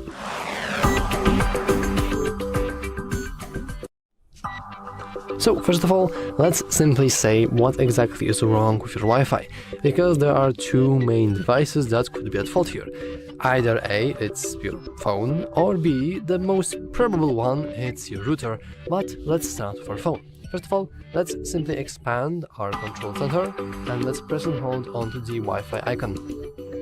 As you can see, I am currently connected, but you probably will see that you are connected yet you have no Wi-Fi. What do you do in this situation? Well, actually just disable the Wi-Fi completely. You want to give it a few seconds so it will restart properly. As you can see, we have this button here that will reset our internet completely, which is a very good feature. And thanks to that, we don't really have to manually turn off and on our device completely, but this button will just do good enough. And after it's done, you can simply enable the Wi-Fi back. And as you can see, I am already connected. However, if you're still not connecting, I would just advise you to go into your call wheel here, and then you want to forget your network. Now your phone will behave like you have never connected to that network in the first place. which is good because this is just repairing once again. So let's click on network and let's input its password. Alternatively, you can scan the QR code from, for example, like your roommate or family member, but I will just input the password instead. And after you have done that, you can simply go into connect, and if everything went well, you should be connected. However, if you have already done all of that and it's still not working, then probably it's your router that's at fault. Now, unfortunately, I can't really show you how to reboot your router because trust me, there are like trillions different routers on the world. Generally speaking, you want to unplug it from electricity, you want to leave it off for a couple of minutes, and then you want to plug it on once again. This is just fancy word of restarting the router, and after it restarts, you should have your internet back. Because usually, like, I also have the router and I have problems every single time, and a simple restart just helps. However, if you have already done everything and the restart isn't helping, then this means that it's your internet provider that's at fault here, because they're not providing you with internet. So then I would just advise you to call them, like seriously, or like message them, or for example, you have this site downdetector.com in which you can see what services in your area are currently not working, because many people can also report the issue. So if you have some issues, you can just call your internet provider and ask them, hey man, my internet is not working and I'm paying for it, can it start working again please? And usually you will hear information that something isn't working properly, or like they have some problems on their side and will be fixed soon, or everything else. Though this is like the last resort option, normally the restarting the internet, clicking the resetting and rebooting your router should help you with your Wi-Fi issues. However, if nothing is helping, once again call the internet provider, ask them what's going on, and they should just answer the question. Anyway, that's all for this video. If you found it useful, make sure to leave a like, subscribe, and as always, thanks for watching. See you next time. Hello and welcome back to HardReset.Info. In this video, I will show you how to fix pin not accepted on Sony Xperia 10 Mark VII. Let's begin!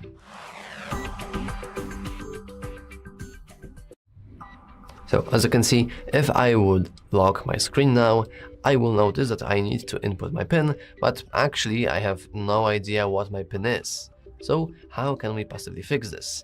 Well, unfortunately, there isn't like an universal fix for this, because most of the time, like 99% of time, you have just forgotten your screen lock password, and that's completely okay. But unfortunately for you, there's only one way that you can actually fix that, and it is to perform a factory reset. Now, I must warn you that performing a factory reset is fine, because yeah, you will get rid of your passwords.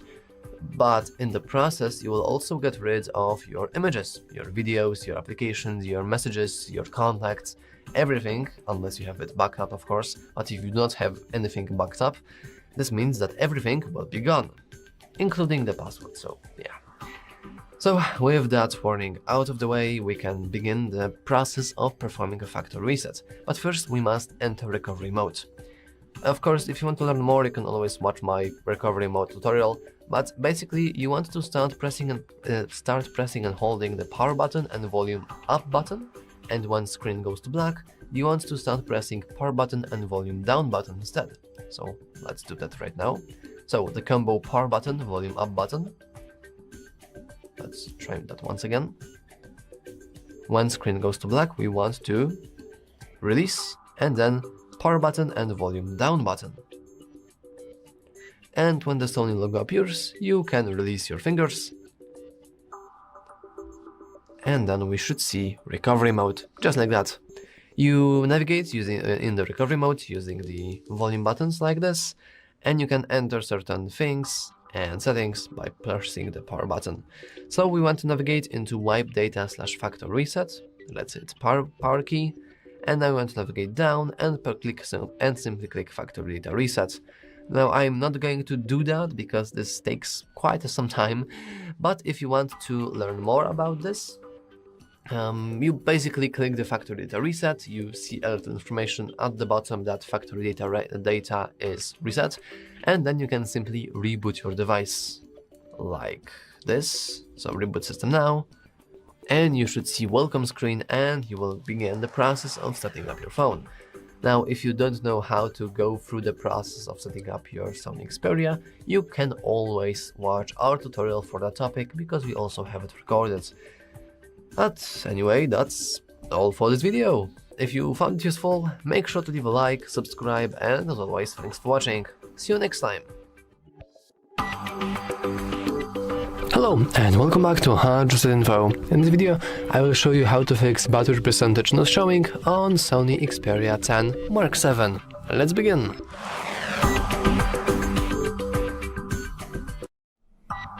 So, as you can see, I have really no idea how much battery I have, so let's fix that. First of all, we want to head into our settings. Then, let's navigate into our battery.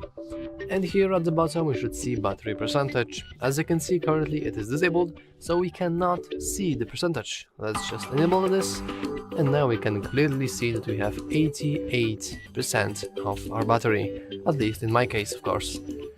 And that's all for this video. If you found it useful, make sure to leave a like, subscribe, and as always, thanks for watching. See you next time.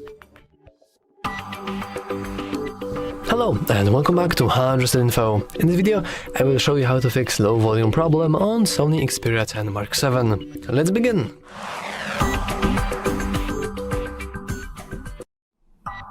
So, the low volume problem is very common, and usually all you want to do is you want to press either of the volume buttons here in the right side of your phone, then click three dots, and you just want to make sure that your volume bars are pretty high up.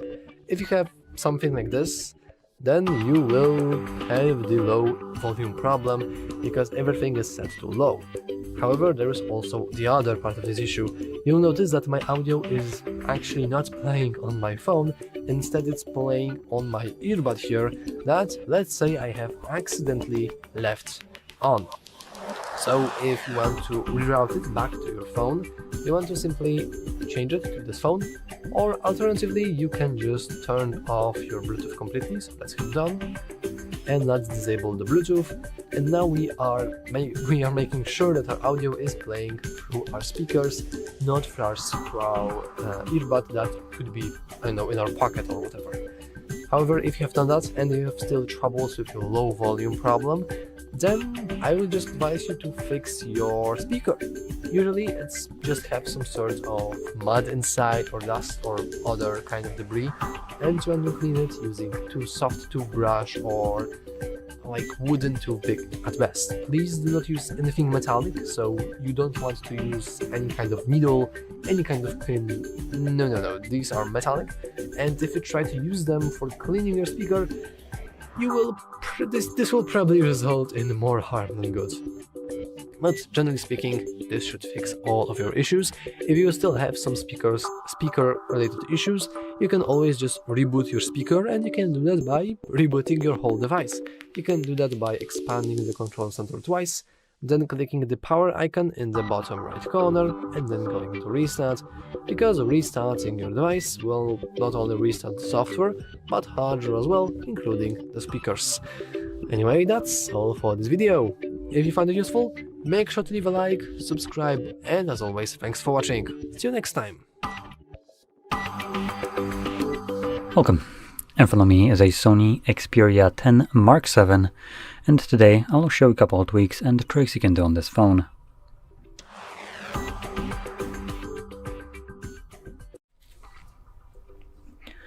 Okay, so let's get started by opening up our settings, and in here I'm going to start going down the list of things that I find interesting, so we can begin by going into the display section.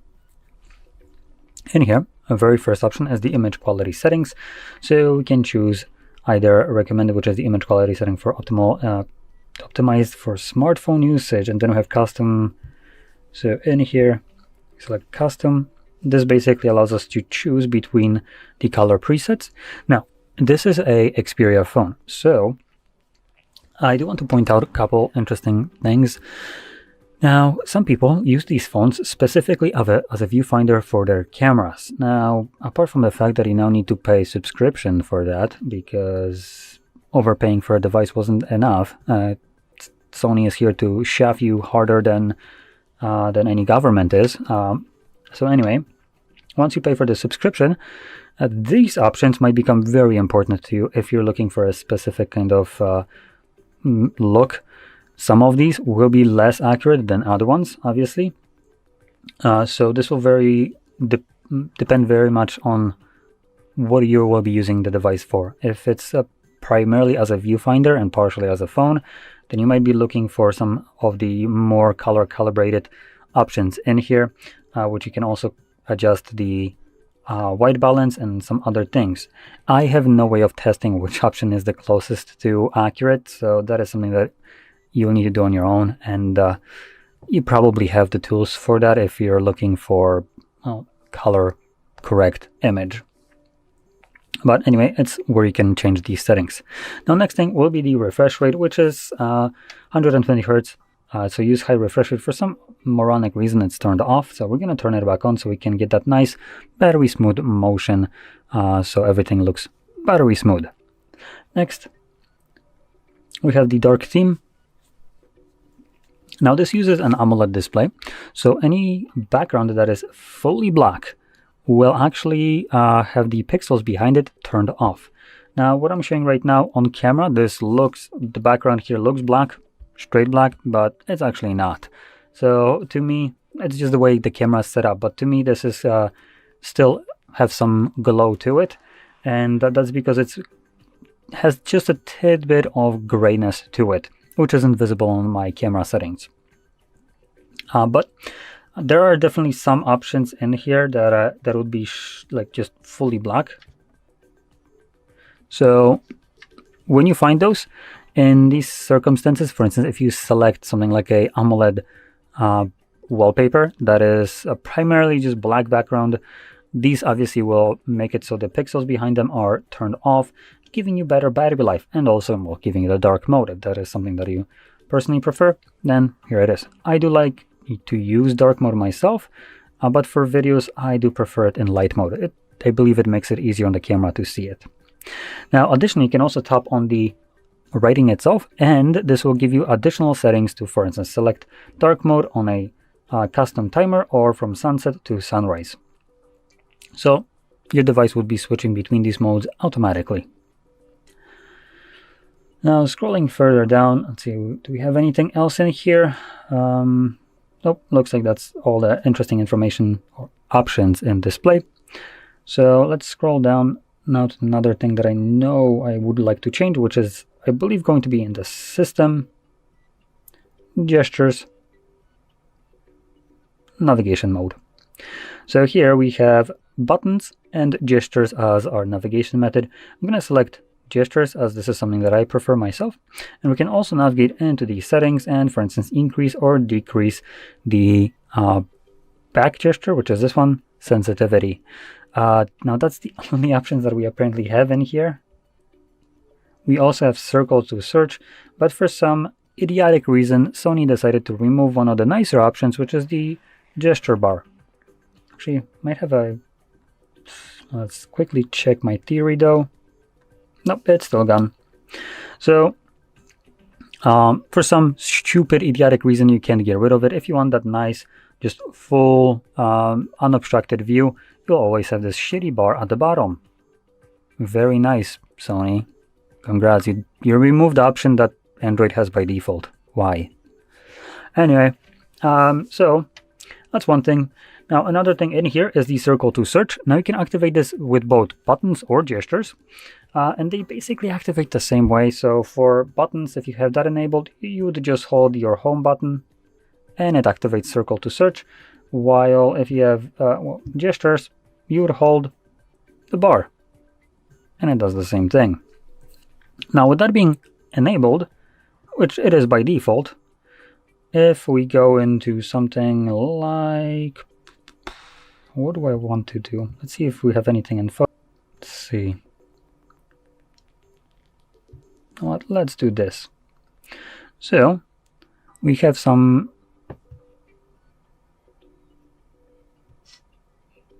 Is this a fake plant or not? I can't tell. I can tell that it's artifacty, but anyway, we're gonna search. So to activate circle to search, you just hold it. And contrary to what the name suggests, you don't just circle to search as the name suggests. You actually first have to hold home bar to activate circle to search. And now you don't need to circle, you can actually just tap on things, or you can circle it. It's completely up to you, but the name is kind of stupid if you consider how you first have to activate it. By the name's logic, I would want to circle to search, but yet it does absolutely F all because it first needs to be turned on, which the name circle to search is kind of inaccurate because if I circle, I can search. Anyway, just a little bit of frustration. And so once you hold it, tap or circle whatever you want to search for, it will automatically give you the results from Google. So you can see we have some info right here. It shows us a bunch of things that look very close to it. You can obviously add more to the search right here, as it is just kind of using the image right now to search by image and tries to tell you what this is on picture. Keep in mind this is using the Gemini for this, and Gemini sometimes with 100% certainty will hallucinate the answer and give you complete bullshit, or it might try to kill you. Who knows? Apparently tests has been done that our day-to-day used algorithms like Gemini and ChatGPT are a little bit homicidal for some reason, if it involves them being taken offline. And yet they still have the audacity to hallucinate answers. Awesome. So the reason I'm pointing that out is because sometimes it will tell you the name of whatever it sees on the picture and be 100% wrong. And it will tell you this like its life depends on it. So don't always take it at face value what it tells you, that it's true. Sometimes it is being stupid, and when it's being stupid, you really can't tell the difference because it's 100% certain that it's telling you the truth, even though what it did is just decided to make shit up. But luckily, you do have image as a reference right here, so you can see obviously what these are as well from images, which makes it a little bit easier to validate if what it's telling you is actually correct or not from humans, because primarily you're going to find out if it's true or not from other humans. So yeah. Now, circle to search is generally a nice option that allows you to find certain things easily. Now, I use it in a very kind of benign way as just to search for some plant right here. But as an example, I do have a little switch right there, a USB switch, which I'm going to point the camera at. So you're going to kind of see this. Just get rid of the cable right here so it's not getting in the way. So we're going to open up the camera. It's a little bit too dark, so I'm going to have to like do this like so. There we go. So I snapped a photo of it, right? So this is the Ugreen, which you can see, hub that allows you to swap between two computers, whatever ports you have. Pretty nice device, to be honest. So now let's activate circle to search. Click on this. Well, not this. There we go. Just shorten it so it sees less cables. And let's see if it's going to find it. So Ugreen USB 3.0 switch hub. Look at that. It actually found it. Here it is. It's exactly the same thing. Now for me, I still have foil on there, so it doesn't look as clean as this one. But the idea is it found it pretty easily. It tells me what this is, what the model, and I can just go, for instance, to Amazon and purchase it. Though this one is different, you can see from the pictures. So this is more correctly. So you can gather the name of what this is. For instance, like right here. Yep, that's it. So you can see, there we go. USB switch hub, whatever. I guess this might be the product number or whatever. So you can search for that. Obviously, it makes it super easy and convenient to find whatever you can see, but don't know what it is. And you can also use this, for instance, to... Let me first actually prepare for this, to showcase this. Oh boy, might be difficult. Let's see. I have to open up.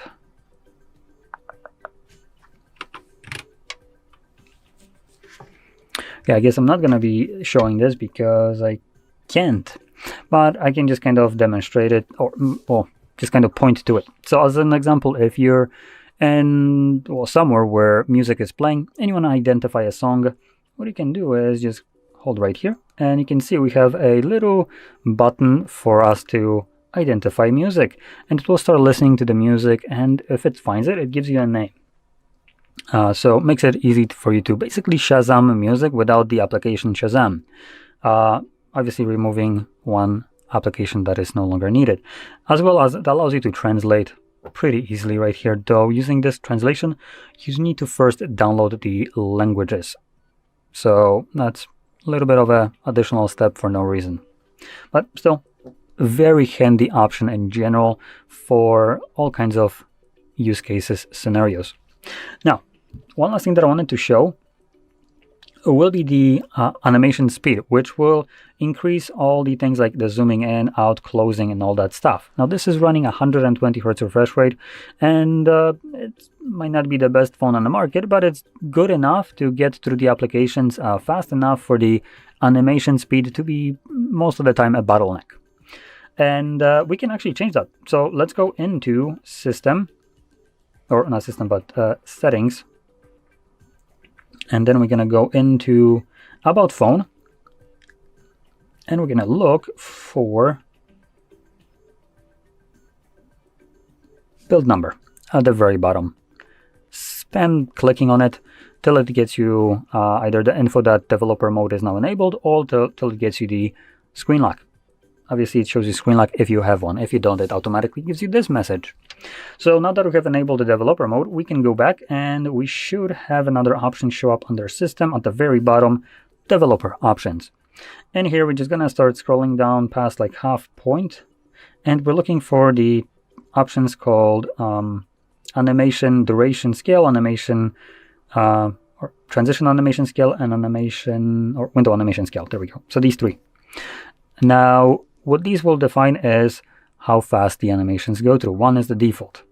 Now, just to show this, I'm going to increase the animation by 10 times. So it's going to be super slow. And window animation is the window that we had just pop up to allow us to choose that. So now if I click on it, you can see it's super slow. Now, I personally have it on my device set everything to 0.5. This gets the animations animation cut by half. So they're basically twice as fast, and while still retaining the animations, which is a crucial part. You can turn them off if you want. For example, you can see you can turn off the animation completely for things like Windows. If anything, if you're planning to turn off animations, I wouldn't recommend turning the two other ones, as these will, for instance, define what happens when you do this when you drop it. So you have this animation of zooming out, and then also zooming in. When you turn that off and you go like this and drop it, you have the portion where when you're scrolling up, it's animated. The moment you drop it, it does have this like whoop mode, but if you turn off the animation, it's just gonna go poof and just straight snap into the position. So this will look very jarring compared to like when you go from animated right here, when you let go to not animated. So I recommend keeping it at half speed. Window animation scale is the only one that I maybe would say that it's worth changing to off. But I personally have it on my device at half speed, as it is still stupidly fast, as you can see, while still retaining the actual animation.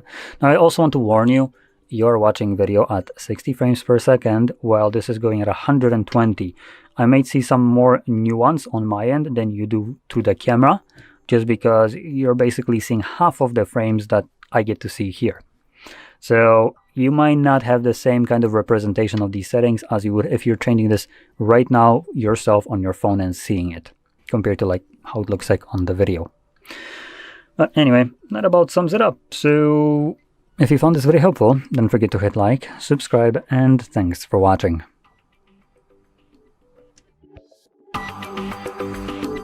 Hello Hello and welcome back to HardReset.Info. In this video, I will show you how to fix your phone heating while charging on Sony Xperia 10 Mark VII. Let's begin!